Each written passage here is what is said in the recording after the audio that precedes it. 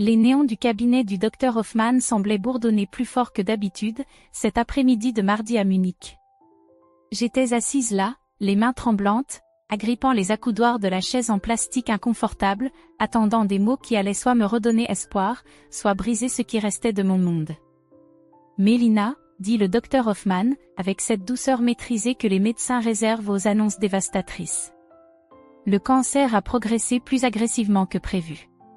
Sans traitement immédiat, l'immunothérapie expérimentale dont nous avons parlé, j'ai bien peur qu'il ne vous reste que quelques mois à vivre. Ces mots me frappèrent comme un coup physique. 2 mois. 8 semaines. Environ 60 jours pour vivre, à 28 ans. La pièce se mit à tourner, et j'eus l'impression de me noyer dans un air devenu soudainement trop épais pour respirer. « Combien ?» murmurai-je, même si je savais déjà que la réponse serait astronomique. Le traitement coûte environ 180 000 €. Il n'est pas pris en charge par l'assurance classique, car il est encore expérimental. Mais les essais cliniques montrent des résultats très prometteurs. Mélina, cela pourrait vous sauver la vie. 180 000 €. Ce chiffre résonnait dans ma tête tandis que je rentrais chez moi, dans le petit appartement que je partageais avec mon frère cadet, Klaus, en périphérie de Munich. Mes mains tremblaient lorsque je composais le numéro de mes parents. « Maman », dis-je lorsqu'elle décrocha, la voix à peine plus forte qu'un souffle. « J'ai besoin de vous parler, à toi et à papa.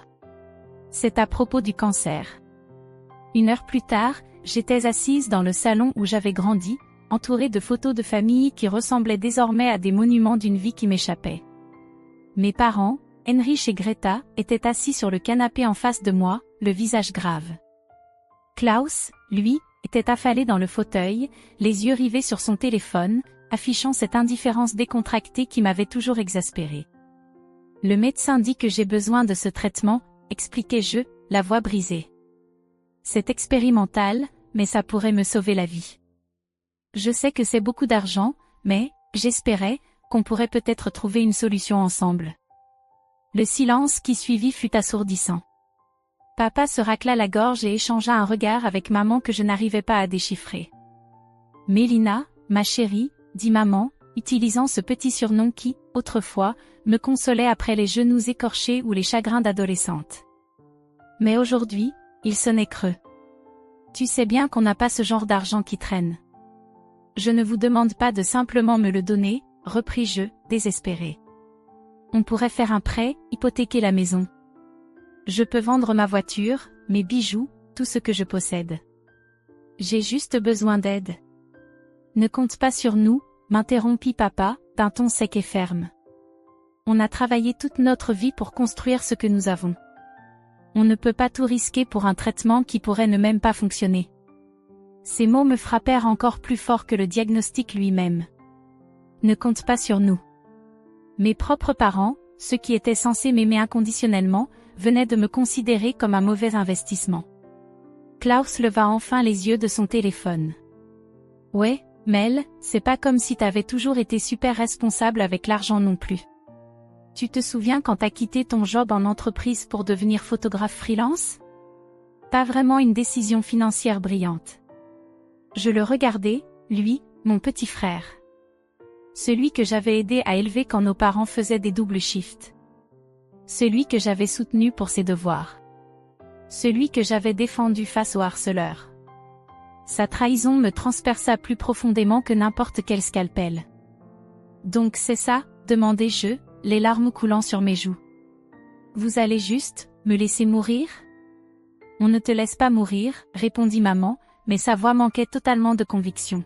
« Il doit bien y avoir d'autres options, des essais cliniques, des associations caritatives. » J'ai déjà tout cherché, hurlai-je, perdant enfin le contrôle que je m'efforçais de garder. C'est ma seule véritable chance, et vous êtes en train de me dire que votre retraite confortable vaut plus que la vie de votre fille. Je quittai cette maison en trombe, le cœur brisé, sachant au fond de moi que je ne la reverrais peut-être jamais. Le trajet retour jusqu'à mon appartement fut un brouillard de larmes et de rage. Comment les personnes qui prétendaient m'aimer plus que tout pouvaient-elles m'abandonner au moment où j'avais le plus besoin d'eux? Les 2 semaines suivantes furent un mélange de désespoir et de recherche frénétique. Je déposais des demandes pour toutes les bourses médicales que je trouvais, je contactais des fondations contre le cancer, je lançais même une cagnotte en ligne qui atteignit péniblement 3000 €. Je vendis tout ce que je possédais de valeur, mon matériel photo, les bijoux de ma grand-mère, même ma précieuse vieille Volkswagen. Ce n'était même pas proche du montant nécessaire. Klaus m'envoya quelques messages de temps en temps, du style « Comment tu te sens ? Tu tiens le coup ?» Des gestes creux qui ressemblaient plus à une case à cocher qu'à une véritable inquiétude. Je répondais à peine. Et puis, exactement 2 semaines après cette horrible conversation, Klaus m'envoya une photo qui me fit littéralement bouillir de rage. On le voyait, hilar, posant à côté d'un magnifique BMW X5 noir brillant. La légende disait « Cadeau d'anniversaire en avance de la part des parents. #béni, #newride, #vivre ma vie best life ». Je restais figé devant cette photo pendant 5 bonnes minutes, les mains tremblantes de colère. La voiture à côté de laquelle il posait coûtait au moins 70 000 €. Mes parents, qui disaient ne pas pouvoir se permettre de m'aider à sauver ma vie, venaient d'acheter à mon frère parfaitement en bonne santé une voiture de luxe, parce que son anniversaire approchait. Je l'appelai immédiatement. « Mel, t'as vu la photo ? Elle est pas magnifique, répondit Klaus, la voix pleine d'excitation. Tu te fiches de moi, dis-je, d'une voix glaciale. Ils t'ont acheté une BMW ? Ouais. Incroyable, non ? Je m'attendais à une vieille Honda d'occasion ou un truc du genre, mais papa a dit que je méritais quelque chose de bien pour avoir terminé mon master. Le concessionnaire a même ajouté. Je lui raccrochai au nez. Je ne pouvais pas entendre un mot de plus. Ce soir-là, je restais allongé dans mon lit, fixant le plafond, me sentant plus seul que jamais. Le cancer rongeait mon corps, et ma famille venait de me faire comprendre que j'étais remplaçable. Il me restait peut-être 6 semaines à vivre, pas un sou pour le traitement, et apparemment personne qui tenait assez à moi pour m'aider à me battre. J'ai dû m'endormir en pleurant, car je me réveillai le dimanche matin, vidé, épuisé. Le week-end s'étirait devant moi, vide, dénué de sens. Je passais la journée à organiser mes affaires, écrire des lettres à mes amis, mettre mon testament à jour, choisir quelle photo je voulais pour mes funérailles. Des tâches morbides pour quelqu'un qui aurait dû être en plein dans la fleur de l'âge. Le dimanche soir, je me préparais un dîner simple, des pâtes à l'huile d'olive. Assise à ma minuscule table de cuisine, je picorais un repas dont je n'avais pas envie, en réfléchissant à l'idée d'appeler mes parents une dernière fois. Peut-être que si je suppliais, si je m'humiliais, si je leur promettais de les rembourser d'une façon ou d'une autre. Mais l'image de Klaus posant fièrement avec sa BMW me revenait sans cesse en tête. Non. Je ne leur donnerai pas la satisfaction de me voir supplier à nouveau. À exactement 21h17, mon téléphone sonna. Numéro inconnu. Je faillis ne pas répondre, cela faisait des jours que des sociétés de recouvrement et des services de facturation médicale me harcelaient. Mais quelque chose me poussa à décrocher. Allô ? Mélina Weber à l'appareil. Madame Weber, ici le docteur Sarah Mitchell de la Fondation européenne pour la recherche contre le cancer, à Londres. J'espère que je ne vous appelle pas trop tard. Mon cœur rata un battement. J'avais déposé une demande auprès de leur fonds d'urgence des semaines plus tôt, mais je n'avais eu aucun retour. Non, pas du tout. Que puis-je faire pour vous ? Je vous appelle avec une nouvelle assez extraordinaire. Votre demande de financement d'urgence a été acceptée, mais ce n'est pas la seule raison de mon appel. Madame Weber, connaissez-vous le travail de l'entrepreneur en technologie Marcus Kellner ? Le nom me disait vaguement quelque chose. Je crois. C'est pas lui qui a fondé une société de logiciels ? Oui, Kellner Industries. Il est aussi l'un de nos plus grands donateurs. Madame Weber, sachez que Monsieur Kellner a lu personnellement votre dossier, et il a été profondément touché par votre histoire. Vous voyez, il a perdu sa sœur d'un cancer il y a 5 ans, et il m'a confié que votre cas lui rappelait beaucoup son combat. Je retenais mon souffle, terrifié à l'idée d'espérer. Monsieur Kellner souhaite financer votre traitement personnellement. L'intégralité, les 180 000 €, plus tous les frais supplémentaires qui pourraient survenir. Aucune condition, aucun remboursement. Il veut simplement vous offrir la chance que sa sœur n'a jamais eue. Le téléphone m'échappa des mains et tomba sur le sol de la cuisine. Je me précipitai pour le ramasser, le cœur battant si fort que je crus qu'il allait exploser. Madame Weber? Vous êtes toujours là? Oui. Oui, je suis là. Désolé, Vous venez de dire qu'il veut, tout payer? Tout. Il a déjà pris contact avec le cabinet du docteur Hoffman. Vous pouvez commencer le traitement dès demain matin, si vous êtes prête. Je me mis à sangloter, des sanglots profonds, mêlant soulagement, gratitude et incrédulité. Après des semaines à entendre que je ne valais pas la peine d'être sauvée, un parfait inconnu venait de m'offrir un avenir. Madame Weber, il y a une autre chose. Monsieur Kellner aimerait vous rencontrer, si vous êtes d'accord. Il sera à Munich la semaine prochaine pour affaires. Oui. Balbutiai-je à travers mes larmes. Oui, j'aimerais beaucoup le rencontrer. Après avoir raccroché, je restai assise dans ma cuisine à pleurer pendant ce qui me sembla être des heures. Puis, j'appelai le service d'urgence du docteur Hoffman et lui laissai un message: je serai là lundi matin, dès l'ouverture, pour commencer le traitement. Mais je n'ai pas appelé ma famille. Pas encore. Le traitement fut brutal.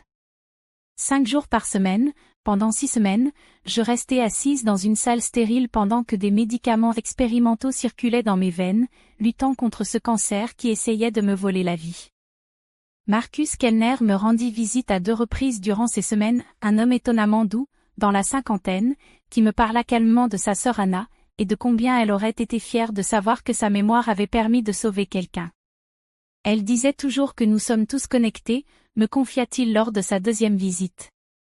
Et que la seule chose qui compte vraiment dans la vie, c'est d'aider les autres. J'aurais voulu faire plus pour elle, mais peut-être que je peux faire ça pour vous. Klaus m'envoya quelques messages de temps à autre, comment ça se passe, ou j'espère que tu te sens mieux, mais mes réponses furent brèves. Je n'étais pas prête à pardonner. Et encore moins prête à partager ma bonne nouvelle avec des gens qui m'avaient rayé de leur vie. Le jour où je reçus mon premier scanner totalement clair, 6 semaines après le début du traitement, j'appelai enfin mes parents. Mélina. Maman sembla surprise. Comment tu te sens, ma chérie? On était tellement inquiets. Je vais bien, maman. Mieux que bien, en fait. Le cancer a disparu. Silence. Puis, disparu? Mais, comment? Je croyais que tu n'avais pas les moyens de payer le traitement. J'ai trouvé un autre moyen. Comment ça? Tu as été accepté dans un programme expérimental? Non, maman. Quelqu'un a décidé que ma vie valait la peine d'être sauvée. Un inconnu a fait ce que ma propre famille n'a pas voulu faire. Un long silence s'installa. Mélina, on voulait t'aider, mais Klaus avait besoin d'une nouvelle BMW plus que moi, j'avais besoin de vivre. Je comprends. Ce n'est pas juste. La voiture était un cadeau de fin d'études, ça n'a rien à voir avec. Ça a tout à voir avec ça, criai-je, la voix tremblante. Vous aviez l'argent, maman. Vous l'avez toujours eu. Vous avez juste estimé que je n'en valais pas la peine. On pensait que tu allais mourir de toute façon. On ne voulait pas tout perdre, pour rien. La brutalité de cette honnêteté me gifla en pleine face. Au moins, maintenant, je savais exactement où je me situais dans cette famille. Eh bien, je ne suis pas morte. Je suis en bonne santé, je n'ai plus de cancer, et je pars vivre à Londres le mois prochain. J'ai reçu une offre d'un studio photo là-bas, il paraît que mon portfolio les a encore plus impressionnés après avoir entendu mon histoire. Londres? Mais, Mélina, tu ne peux pas partir comme ça. On est une famille. Non, dis-je doucement. Une famille ne s'abandonne pas. Une famille ne baisse pas les bras. Nous sommes juste des gens qui partageons le même ADN. Rien de plus. Je raccrochai. Puis, sans une once d'hésitation, je bloquai leur numéro. 3 mois plus tard, je me tenais dans mon nouvel appartement à Londres, regardant le soleil se coucher sur la Tamise. Mon téléphone vibra avec un message de Marcus. Alors, comment tu t'installes? Anna aurait adoré Londres. Je souris et répondis. Elle aurait adoré, oui. Merci de m'avoir donné la chance de le découvrir. Klaus avait essayé de me contacter par l'intermédiaire d'amis communs, apparemment furieux que j'ai abandonné la famille. L'ironie ne m'échappa pas. Mais en regardant ma nouvelle ville, ma nouvelle vie, mon nouvel avenir, je compris quelque chose d'essentiel. Parfois, la famille qui compte le plus, ce n'est pas celle dans laquelle on est, mais celle qu'on choisit, et qui vous choisit en retour. J'ai choisi Marcus et la famille de sa fondation. J'ai choisi les médecins et les infirmières qui célébraient chaque scanner clair avec moi. J'ai choisi les autres survivants du cancer que j'avais rencontrés et qui étaient devenus mes soutiens, mes amis, mes confidents. Et eux aussi m'ont choisi. 6 mois après ce diagnostic dévastateur, non seulement j'étais en vie, mais je prospérais. J'avais une carrière de photographe florissante, un cercle d'amis qui tenait réellement à moi, et surtout, j'avais appris ma propre valeur. Parfois, je me demande si ma famille pense encore à moi. S'ils regrettent leur choix. Mais la plupart du temps, je ne pense pas à eux. Je suis bien trop occupée à vivre la vie qu'ils ont jugée indigne d'être sauvée. La vie qui, en réalité, valait absolument tout.